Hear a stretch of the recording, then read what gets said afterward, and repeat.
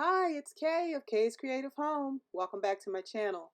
Today I'd like to share with you what I've done in my kitchen bay window for the Christmas holidays. Let's get started.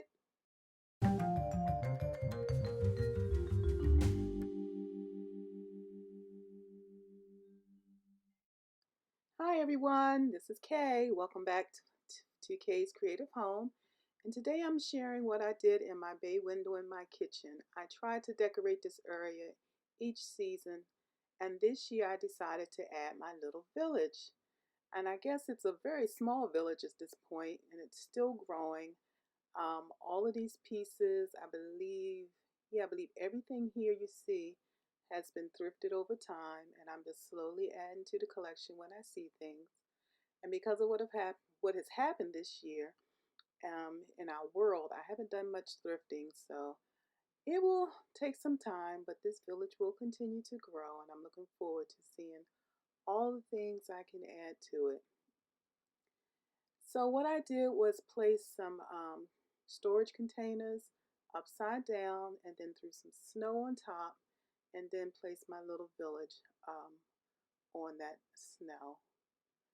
And because the area is the height of the windows there is so tall compared to the little town or the little village, that I decided I needed some garland across the top of the window. And I did that the same way I did in the video for how to decorate your mantle. When I did my buffet, I did this the same way by adding 2 layers of garland and then ribbon and bows. And then you'll see some branches, red branches, and birds, and some ornaments, and then lastly some icicles. For this one, I chose to only use one ribbon, and I was really happy with how it came out because I wanted to emphasize my reds this year. So let me know in the comments what you think. How did this turn out?